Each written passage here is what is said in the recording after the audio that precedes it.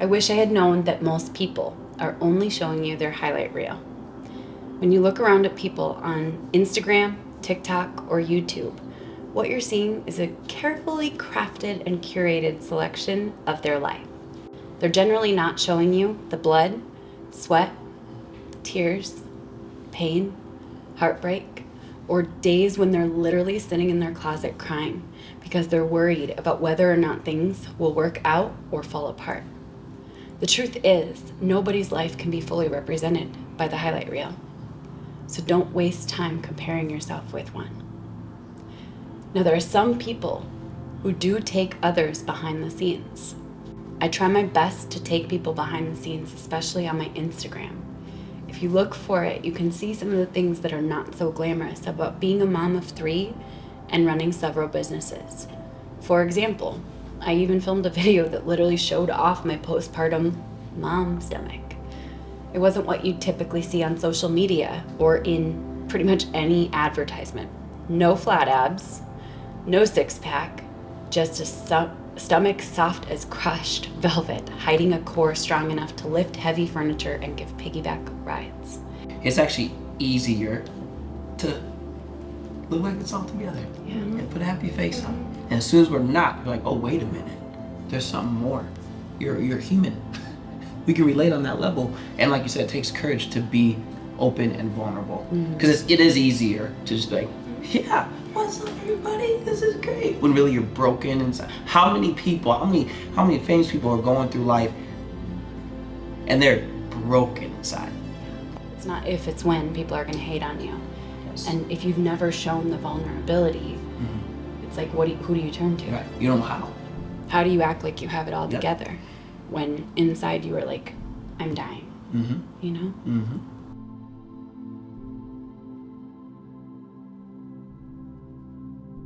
So after Paul and I welcomed our second kid to the family, I made a difficult decision. I went to work one day, and it was an environment where drinking during work was a normal thing. That was a normal day to day. And for whatever reason, my stomach was hurting, and I thought, today I'm not gonna drink. And as the day went on, I started sweating. And then I looked at my hand, and it was shaking like this, and I knew exactly what was happening because I've seen this before. I went into a conference room, and I called my sister. I called my sister-in-law. And I begged them to pray for me because I knew everything was about to change again. It was wild because that was a season with so much pain. Everyone thinks like you stop drinking, it's just easy. No. It's really, really, really challenging. But I heard an audible voice say, put your alcohol on the altar and your family will be spared. So I walked away from alcohol. I got sober. And today I celebrate 7 years sober. Not a drop of alcohol. I'm really proud of that one. It's so good. A client came in one day and I had never met her before, but I was giving her the best highlights she's ever gotten in her whole entire life. And we started talking about business and marketing and how I had been using social media to build my business as a hairstylist. And she gets dead serious and looks at me through the mirror as I'm giving her highlights, and she says, can you show me your tweeter? Show you my what? Your tweeter. And I think I said something along the lines of, I don't think we do that at this salon. She says, the little blue bird. Oh, Twitter. So I show her my Twitter. I show her my Instagram. I show her my Facebook and what we were doing. Now, I was not an expert in social media or business by any means. I think my business experience at that point was watching Shark Tank. So I decided to be the expert in that moment, and she asked me if I was available for marketing consulting. And I said yes. I was terrified. Inside, I was like, I'm gonna have to Google everything before I go to their house and actually give them marketing consulting. Before every meeting, I straight up asked them for an agenda, a line item agenda of everything they needed me to go over so that I could Google, read, watch YouTube videos about the topics that we were about to discuss at our meetings. So I made a jump into marketing. I applied at every single agency that had an opening, and I was hired by the first agency, and that was a really interesting experience. I stayed there for a few months and then quickly pivoted to a different opportunity. Before you know it, I was interviewing for the role of marketing manager of an Inc. 5000 tech company. I still had no degree, still had minimal experience, so I knew this was a perfect opportunity for me to jump on in and grow. But there were two major problems. First, I flew through my work really quickly every single day and found myself bored, which can be a really dangerous thing. So I started listening to podcasts. I started reading books at work. I started watching YouTube videos and learning more about funnels and digital marketing, email copy, and marketing campaigns. And before you know it, I was going down a rabbit hole there was no coming back from. But the moment of decision came when I actually stayed home from work to be there for my daughter who was homesick. And the next day when I went into work, I got written up.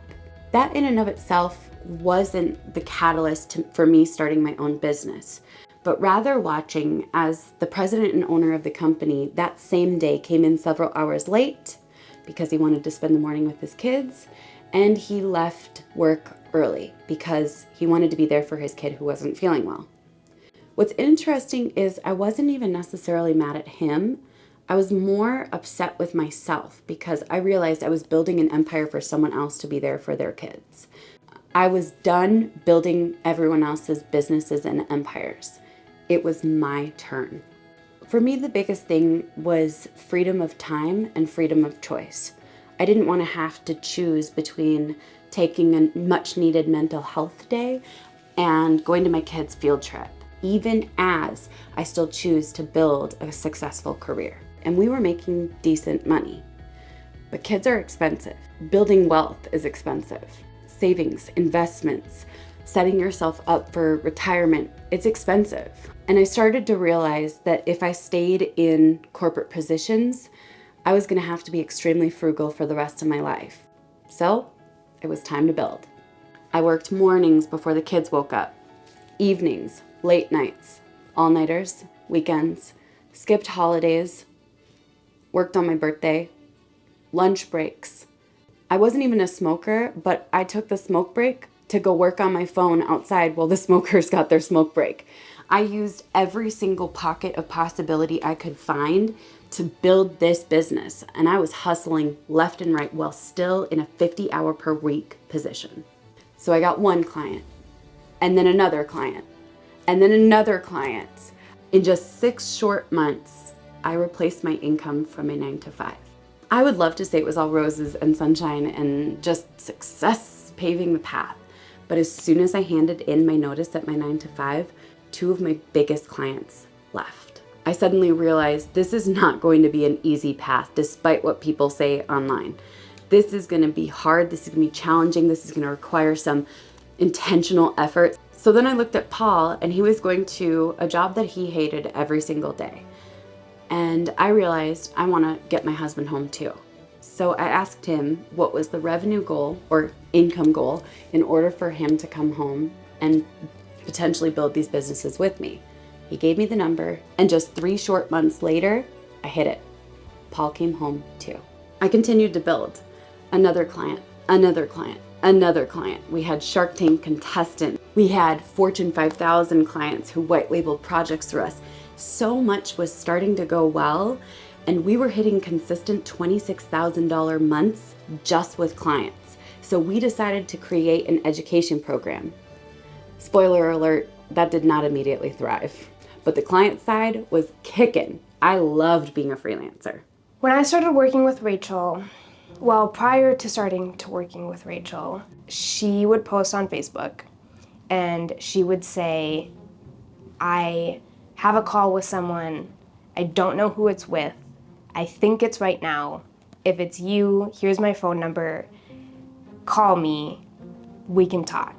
Or she would say, I have a lunch meeting with someone, I don't know who it's with, I'm so sorry, I'll be sitting in this booth at this restaurant, please come meet me. I messaged her every single time I saw one of those posts. I said, Rachel, you can't keep doing this. This is so bad. You just can't run a business like this. Please hire me to help you just run your calendar. And it was out of her house at the time, and a very old, crappy dining room table that caved in the middle, and there was paint stains all over it. It was just so sticky. It was so dirty. Like, it just physically was sticky. It's just crazy that here we are today. One day, my friend Kirsten asked me if I was going to attend an event called Funnel Hacking Live. So we were making $26,000 a month from clients, but we were still hustling because we had $100,000 in personal combined debt. So me, Kirsten, and a woman named Jamie decided we were headed to Funnel Hacking Live 2017 with Russell Brunson. We couldn't even afford a hotel room because it was so expensive every single night. So the three of us split one hotel room. We packed protein bars in case the meals weren't exactly in our price range. And we brought our notebooks ready to learn from Russell. But as we sat in our seats in the way back at Funnel Hacking Live 2017, I noticed right before the conference started, there were several rows in the very front that were roped off, obviously for some kind of VIP. And then they walked in. They looked so cool, almost like the Avengers. Each of them dressed well, confident, head up. They were laughing. There was a level of ease that I had never seen before in my past walk of life. And I didn't know who those people were or what they were a part of, but instantly I knew I want to be a part of that. That is the kind of confidence, certainty, and ease I need in my life. I ran to the back of the room, flagged down a ClickFunnels member, and I said, I need you to tell me who those people are. What is it that they're in? And he said, that is the inner circle, Russell Brunson's inner circle. So we went to a private room and discussed what the inner circle looked like. I was all set to join until he delivered the fatal line, $30,000. $30,000. My credit cards are maxed. We have nothing left in savings. I'm barely making payroll. We're trying to pay down debt and failing, and still have at least $100,000 looming over our heads. $30,000, like there's no way it was gonna happen. But I had a clear vision, and I made a plan to join the inner circle. I remember looking at Paul and literally holding out my hand and saying, babe, do you trust me? And he was like, that's a really scary question. But yes. And I told him about the inner circle and how I believed it was going to be a part of the path to success. Only problem was, we didn't have $30,000. Since we had invoiced the majority of our clients through PayPal, we had built a rock solid relationship with PayPal, and they gave me a loan for $15,000. I called up ClickFunnels and said, would you guys take 2 payments of $15,000? Because I knew if I could make the first payment, if I could just get in that room and get around people who had experienced something I hadn't experienced, people who had done something I hadn't done, I knew that I would find a way to make the other $15,000 before the next payment came through. Only they accidentally billed us for $30,000. I will never forget the day when I woke up and looked at my bank account and we were negative almost $7,000, which meant we weren't going to make payroll. Our bills would not be paid on time. It was going to be a little bit of a headache, and it would take a few days or even weeks for the bank to reverse this error. You know what I'm most worried about in our couple interactions? Yeah. I feel like you're coming up with arbitrary things. Why not 700? Why not at least 9,000? Yeah. Why is it a 500? Can it be 150? What does that all mean? Do you understand? Yeah.